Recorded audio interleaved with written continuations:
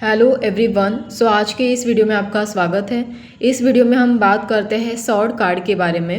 यहाँ पर हम स्वॉर्ड कार्ड के सारे कार्ड डिस्कस करने वाले हैं और स्वॉर्ड कार्ड यहाँ पर सूट में 3rd नंबर का सूट है। इसमें हम माइनर अरकाना को देखने वाले हैं। तो यहाँ पर हम 1 to 10 कार्ड डिस्कस करते हैं। तो इसका पहला कार्ड है एस ऑफ स्वॉर्ड। ठीक है। जो एस ऑफ स्वॉर्ड है वो क्लैरिटी की बात करता है। ऑब्वियसली हमेशा जो ऐसे कार्ड है वो न्यू बिगिनिंग की बात करते हैं। तो यहाँ पर ये कौन सी न्यू बिगिनिंग लेके आ रहा है? तो यहाँ पर ये क्लैरिटी लेके आ रहा है आपके लिए।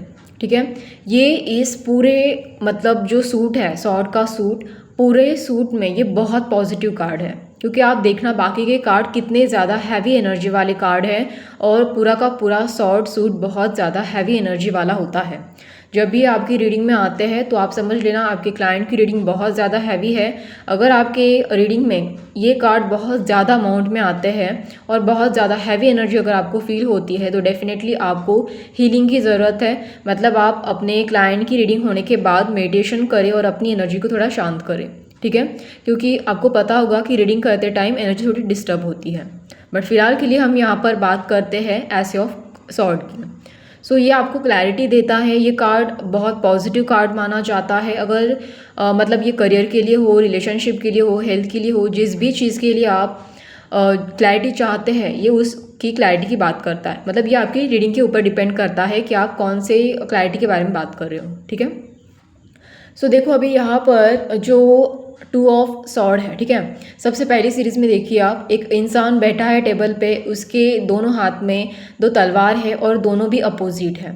ये कार्ड थोड़ा आपके माइंड को कंफ्यूज करने वाला कार्ड है, कन्फ्यूजन में डालने वाला, ओवर थिंकिंग में डालने वाला। जब आप डिसीजन ले रहे हो तब आपको समझ में नहीं आता कि डिसीजन हमें कौन सी डायरेक्शन की ओर लेना चाहिए, हम इस डायरेक्शन की ओर जाए या उस डायरेक्शन की ओर जाए।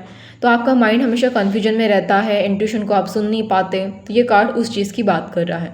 ठीक है।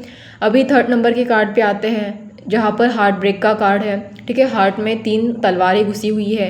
ये हार्ट ब्रेक की बात करता है, इमोशंस की या फिर सैडनेस की, हर्ट की बात करता है। मतलब आपका हार्ट बहुत दुखी है, आप बहुत पेन में हो, आपको बहुत ख़राब चीज़ें झेलनी पड़ रही है, ये उसकी बात करता है। अभी देखिए ये जो सीरीज़ है अगर आप इसे ठीक से समझें तो पहले तो आपको यहाँ पर ऐसे ऑफ सॉर्ट बात करता है क्लैरिटी की। अभी मान लीजिए आपको क्लैरिटी तो मिल गई बट हो सकता है कि बाद में जैसे जैसे आप आगे बढ़ो तब आपको कुछ चीज़ों का कन्फ्यूजन हो, ये भी हो सकता है। राइट। तो ये 2 ऑफ सॉर्ट बताता है कि आपको क्लैरिटी की ज़रूरत है। तो हो सकता है कि पहले तो आपको क्लैरिटी मिले और आप आगे बढ़ते जाओ तो कन्फ्यूजन क्रिएट हो गया। तो 2 ऑफ सॉर्ड यहाँ पर कन्फ्यूजन को दिखाता है। अभी कन्फ्यूजन की वजह से मान लीजिए अगर आपने कुछ गलत पाथ चूज़ कर लिया तो यहाँ पर आपका हार्ट ब्रेक हो गया। तो ये एक सीरीज़ बनती जाती है इस पूरे सूट की। ठीक है। उस हार्ट ब्रेक की वजह से आपका हार्ट बहुत दुखी है, आप बहुत पेन में हो, तब आपको हीलिंग की ज़रूरत है। तो चलिए आते हैं हम 4 नंबर के कार्ड पे जो ऑब्वियसली हीलिंग की ही बात करता है। ये बात करता है कि अगर आपको हीलिंग चाहिए तो आपको रेस्ट लेने की ज़रूरत है, आप थोड़ा आराम कीजिए, आपको किसी की सलाह की भी ज़रूरत हो सकती है। ठीक है। आप भगवान को प्रे कीजिए। देखिए वहाँ पर एक इंसान लेटे लेटे अपने हाथ जोड़ के खड़ा है, मतलब वो यहाँ पर नाइट टाइम प्रे कर रहा है। मतलब जब आप रात में सोते हो तब कुछ लोग भगवान को प्रे करते हैं सोते टाइम, तो ये बिल्कुल कुछ उसी तरीके की चीज़ें कर रहा है। ठीक है। अभी देखिए आपके लाइफ में अभी भी कॉन्फ्लिक्ट चल रहा है, मतलब हीलिंग कंप्लीट नहीं हुई है। अभी भी आपके जो रिलेशनशिप है अगर वो ख़राब है या कुछ रिलेशनशिप इश्यूज़ है या कोई और कॉन्फ्लिक्ट भी है आपके लाइफ में, तो ये सारी चीज़ें 5th नंबर का कार्ड दर्शाता है। जब भी 5th नंबर के कार्ड आते हैं वो ज़्यादातर तो कॉन्फ्लिक्ट के बारे में ही बात करते हैं। मतलब आपके लाइफ में कुछ ना कुछ प्रॉब्लम चल रही है या कुछ चेंजेस हो रहे हैं, इसकी बात करते हैं। बट अभी ये जो कार्ड है 5 ऑफ सॉर्ड, ठीक है, ये जो 5th ऑफ सॉर्ड है ये कार्ड यहाँ पर थोड़ा नेगेटिव माना जाता है। ये कई तरीके से नेगेटिव भी देखा जाता है और पॉजिटिव भी देखा जाता है। तो इसकी नेगेटिव साइड ये है कि आप अगर किसी को चीट कर रहे हो, मतलब आप किसी के साथ कॉन्फ्लिक्ट क्रिएट कर रहे हो, प्रॉब्लम क्रिएट कर रहे हो, अगर आपको ऐसा लगता है कि आप यहाँ पर जीत गए हो तो आप गलत हो। देखो हर वक्त ना ये कार्ड जीतने की बात नहीं करता। आप देखो जो सामने पर्सन खड़ा है 2 तलवारें लेके अपने हाथ में, उसे ऐसा लगता है कि मैं जीत गया हूँ, बट ये कार्ड बताता है कि जो आपने दूसरों के साथ बुरा किया है उसका फल आपको कभी ना कभी भुगतना पड़ेगा। तो ये अक्सर पूरी तरीके से जीत की बात नहीं करता। हो सकता है ये टेम्परेरी जीत गया हो बट बाद में इसे अपने कर्मा का भुगतान ज़रूर से करना पड़ेगा। और अगर आप बहुत किसी दूसरे पर्सन की वजह से मतलब निराश हो और उसने आपको परेशान किया है तो उसे उसकी कर्मा का भुगतान करना पड़ेगा। ठीक है, सो यहाँ पर अभी ये किसी के लिए भी हो सकता है ये कार्ड। ठीक है, मतलब आप रीडिंग करो तो या आपके क्लाइंट के लिए हो सकता है कि आपके क्लाइंट ने कुछ गलत किया था, या फिर हो सकता है कि उनके साथ कुछ गलत हुआ था। तो ये अक्सर कॉन्फ्लिक्ट की ही बात करता है, झगड़े, प्रॉब्लम, रिलेशनशिप इश्यूज़, इस तरीके की चीज़ों की बात करता है। चलिए आते हैं 6 नंबर के कार्ड पे। तो ये बताता है कि अभी झगड़े बहुत हो गए, अभी आपको उस जगह से निकल जाना चाहिए, क्योंकि देखो झगड़ा कर करके इंसान कितना मतलब परेशान हो जाता है। तो कभी ना कभी उसे तो ऐसा महसूस होता है कि अब मतलब अभी ना बहुत हो गया, अभी मैं इन सभी चीज़ों को नहीं झेल सकता, मुझे इस जगह से निकल जाना चाहिए। तो 6 ऑफ सॉर्ड में वो व्यक्ति अपने बोट में बैठकर किसी और दिशा में जा रहा है ना। उसके एक साइड में बहुत बहता हुआ पानी है और दूसरे साइड में शांत पानी है।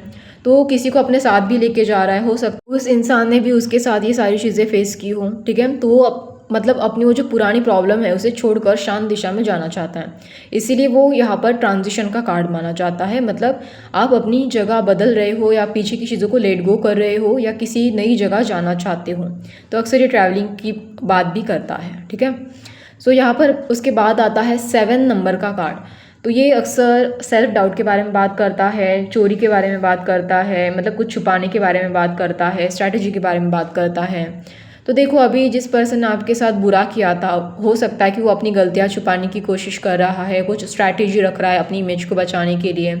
उसके अंदर कहीं ना कहीं सेल्फ डाउट भी है कि वो अपनी इमेज को बरकरार रख पाएगा या नहीं। मतलब अभी देखो किसी इंसान ने कुछ बुरा किया तो ऑब्वियसली वो अपनी इमेज सोसाइटी में बचाने की कोशिश करता है, राइट। तो ये बहुत चालाकी करता है ऐसा इंसान। ठीक है, सो ये उसी चीज़ के बारे में दर्शा रहा है। अभी देखो 8 नंबर का कार्ड, जहाँ पर एक लेडी बहुत बंधी हुई है और उसके पीछे बहुत सारी तलवारें हैं।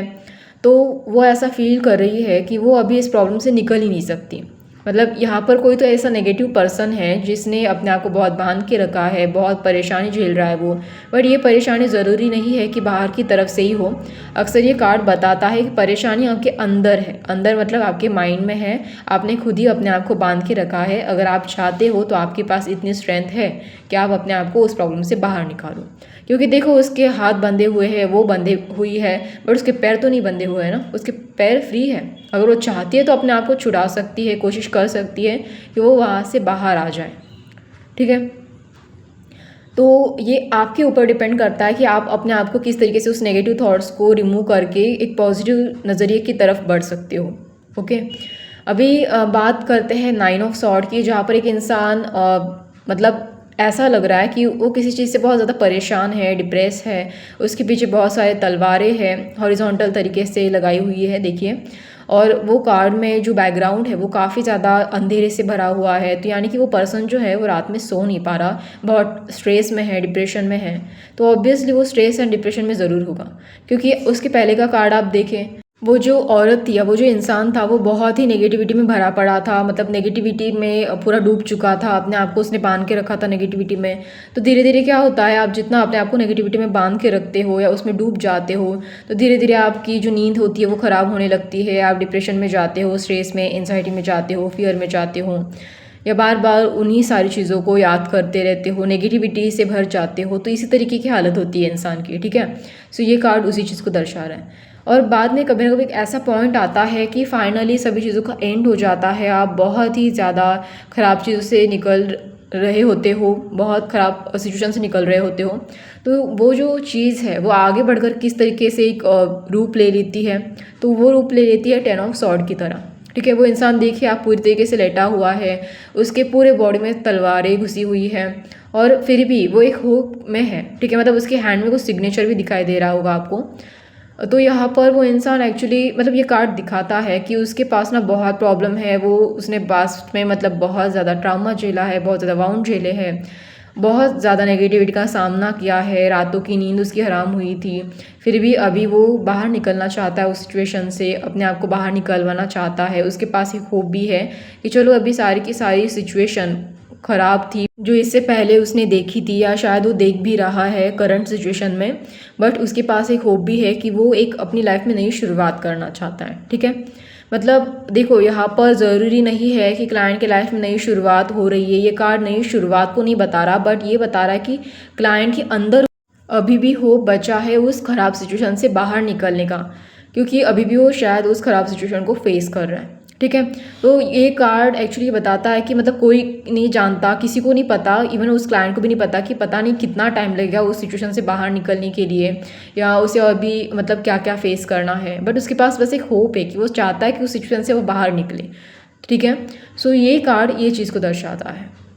आई होप आपको ये जो कार्ड की स्टोरी है वो पसंद आए, ठीक से समझ में आए। फिर भी आपको कुछ डाउट है तो आप मुझे कमेंट बॉक्स में ज़रूर से बता सकते हैं। अगर आपको ये वीडियो अच्छा लगे तो आप मुझे लाइक शेयर एंड सब्सक्राइब कर देना। धन्यवाद।